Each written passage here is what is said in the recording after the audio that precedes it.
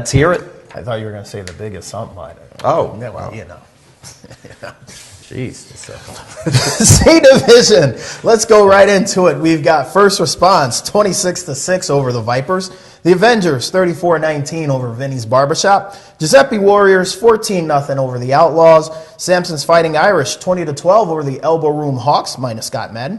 Bloodline 13-12 over Team Hope. What kind of game was that? Okay, that game was an absolute, I got to wait for the camera. Yeah, that'd be helpful. That game was an absolute big time barn burner.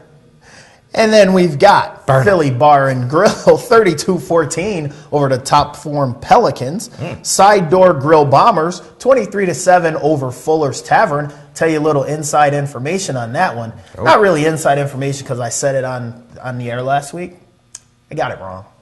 I said Fuller's would beat them easily. Yeah. By 2 touchdowns. I picked the Bombers. Other way around. Good call on your part. Thank you. I did not see that one coming. Thought it would be the other way. Fuller's blows them out, gets the easy win. Congratulations to the Bombers.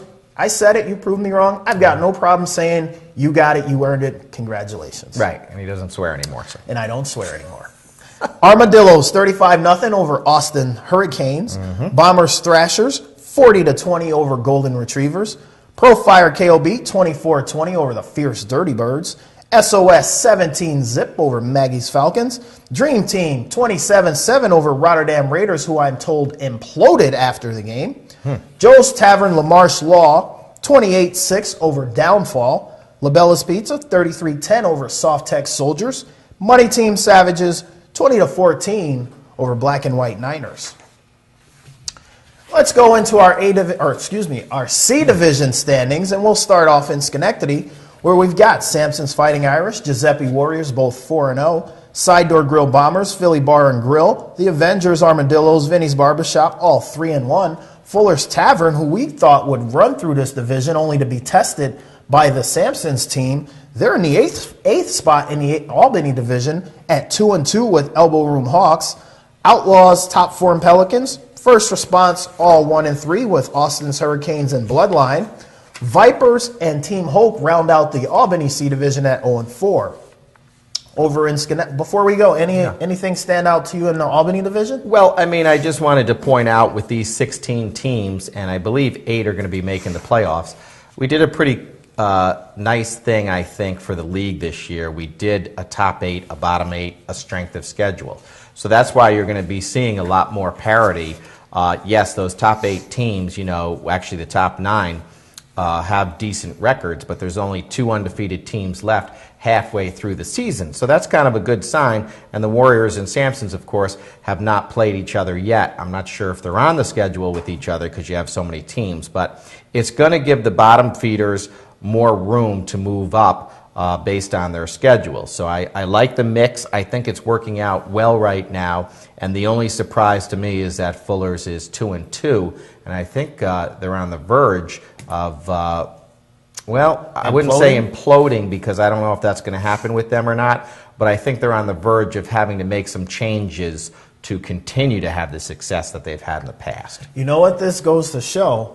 They had a little bit of continuity with Ed Sargent at quarterback. Now, mock as we may, all of a sudden they make this change, and now they're at 2-2. Call it what you will, but you don't want to rock the boat sometimes just to tip the boat over. No, they've lost 2 good teams, but these are teams in the Bombers and the Armadillos that they would normally beat. So now the table has turned, and now the Bombers and Armadillos are trying to become the next Fullers, if you will. Yep. They have to develop and build, but, sometimes I always say change for change's sake is never good. Right. That's deep. I like that.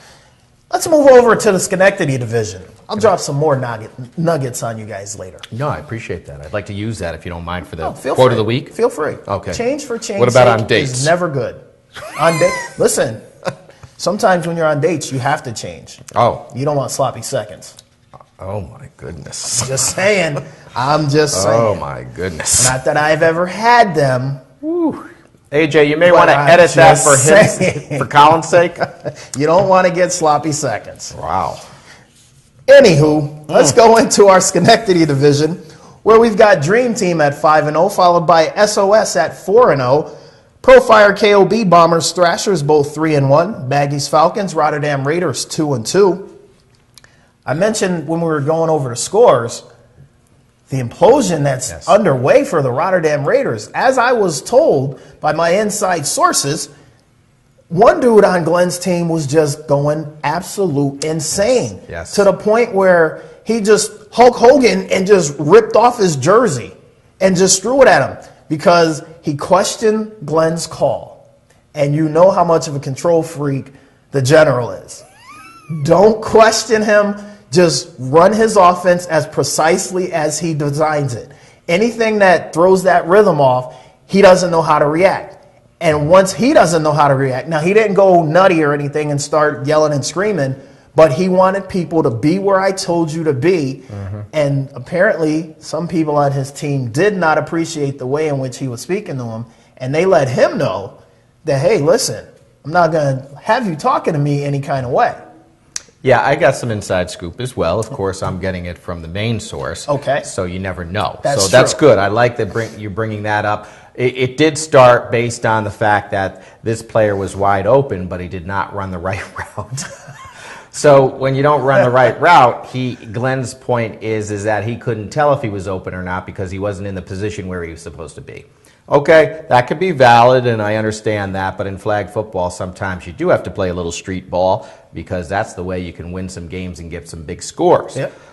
We don't know, we're not there on the field, but this guy apparently did go way, way over the line, caused some issues at the field that we're looking into, and is also trying to generate support from the other players to go on strike. So we will... We're going to hope that does not happen. It's not good for the league. And hopefully the general can get his ship together before there's a mutiny. All right, I should use the word admiral for that, but anyway. Well, right. At least you said ship and not the other four. No. I wouldn't say that or sloppy seconds. No. Inappropriate. Yeah, we've had some issues before, so you never know what may come out. But I don't speak like that anymore. No, not at all. I'm good. I'm working on some self-improvement. No more temper flare-ups. No more wanting to fight people. No more cursing at people. I'm changing my whole outlook and attitude. You want to yell at me? I ain't there yet. No, you're not. I'm not there yet. No. This is 3 days old. So listen, I'm a work in progress. I don't think you have a problem, first of all. I mean, you're pretty cool-headed, Obama. So, but hey, that's good. We all should work on ourselves. That's it. And, my laundry list would be too long for this hour show. Listen, so we'll skip that. You have to start somewhere. You do. That's you absolutely do. So let's continue on with the standings. We'll move over to Troy because Jay has given us the signal. We got Black and White Niners, LaBella's Pizza, and Soft Tech Soldiers all 3-1. Joe's Tavern, Lamarche Law, Bootleggers Bulldogs, Money Team Savages all 2-2. Quick Response 1-3, and Downfall 0-4, wrapping up the Troy division.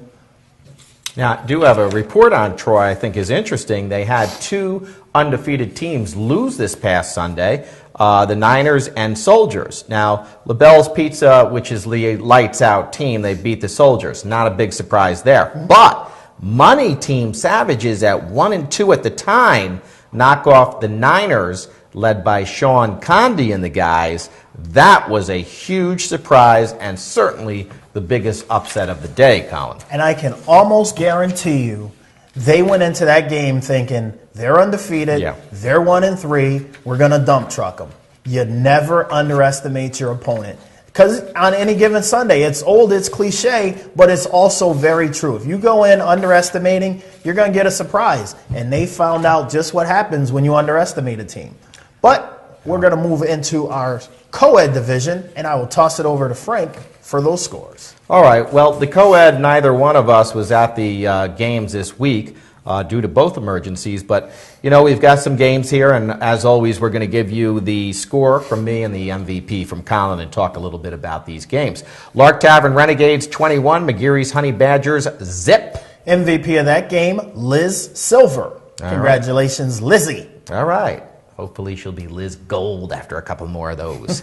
Dell Lanes, 34-31, Cute and Fuzzy Bunnies, big time. Bon Burner. MVP of that game, Kevin Renahan. Good job, Kev. That must mean that the center position was the key, giving his quarterback all the time that he needed, because Kevin is a center, but he's also dangerous going out for passes on that little from release. that position. Exactly. So that's key, and that was a good one for him. He's been around since day one. Andy's Maniacs 14, Buffo-Matic Transmissions 6, at least a close game for those two teams. MVP of that game, Russ Weiss. I'm not sure who that is. Not sure either. I think it may be Russ Wineland. It could be. It could just be a mistake from one of the white refs. Yeah, I'm All thinking right. so. We'll see. Now, this is the game that I was interested in before it was happened, because I think these teams are pretty equal, and it was a pretty equal game. The Dark Side 21, Brad Lewis Lawn Care 14. They got trimmed. Two up-and-coming teams. Yeah. Brad Lewis, they used to be the Wild Coyotes. And then, of course, Dark Side, they started off, they were struggling, but they've developed, and they're one of the teams that you have to keep an eye out for. They usually play a lot high-scoring games, higher-scoring games than 21-14, so both defenses showed up. MVP of that game was Kelly Charette. Yeah, that's their problem, Dark Side, is certainly their defense, and you made a great point there. If they can contain people, I think they're going to become more dangerous when they get in the playoffs. I concur. All right, this one shocked me a little bit here. The Silver Bullets, the defending champs, are really, really playing good football, and they win 39-12 over Kohlers. Well, here's what will shock you even more. Oh. Kohlers quit. They I were did getting hear that. beat. They were down by 27, and the way I hear it, we need to bring that segment back. They told the officials, listen, it's over. We're not going to win this game. That's a wrap. So MVP of that game, Silver Bullets defense, but I'm shocked that that Kohlers team would surrender it so easily. Yeah, no, I'm surprised too, but sometimes you take such a beat down that you just want to get off the field. I don't condone it, but if it provides people some relief from getting beat up or sore or hurt, then so be it. Dirty Birds 27, Bootlegger 6. MVP of that game, Brian Feiss. I hope I pronounced that correctly. I hope that was him too. We have a lot of new players that I don't recognize getting some MVP awards. That's good for the league. Team Riff Raff 30, Samson's Misfits 13. MVP of that game, Mike Carafano, or is it Carafano? No, you had it right. Carafano. Yep, Mike used to play some tackle ball back in the day with the Maulers, believe it or not. So he is a good pickup, and I'm kind of surprised that the Riff Raff got him, but I think he's friends with Jimmy Sitz, the coach. Little connection there, and he proves to be a key component of that team this past Saturday. We'll go through the standings, and then we'll go into our next segment. At the top, the lone unbeaten Riff Raff 4-0. That's the only team that beat the Bullets. And then you have the Bullets, Dirty Birds, Kohlers, and Dark Side at 3-1 with Cute and Fuzzy. Brad Lewis at 2-2. Colin, take it away. Reluctant bottom. Lark Tavern Renegades, Del Lane's 2-2. Del Lane started 0-2. Now they're 2-2. Watch out for them on the come up. Reluctant bottom. Samson's Misfits, McGarry's Hobags, Buff-Matic Transmissions, and Andy's Maniacs all 1-3, followed by Bootleggers at 0-4. Bootleggers are having a rough time in men's and co-eds. 0-4 in the A division, 0-4 in the co-ed division, 1-3. They're struggling in the B division. Bootleggers, I don't know what to say there, but maybe you might want to start following the law, because you're getting beat down weekly. Good connection there on words. Hey, the good thing is that the bar does not depend on wins and losses. That's it depends true. on pints. That's true. So that's a good thing for Nate Rock and Mike Keller, the two owners. Give them a shout out for putting together a good product and sponsoring a ton of teams in softball and flag football. Thank you, guys. We will be back, folks. We're going to be missing our key insider tonight. He is ill, okay, a bit of malaria, but we expect him to come back from South America and recover. We will be back shortly in the next segment.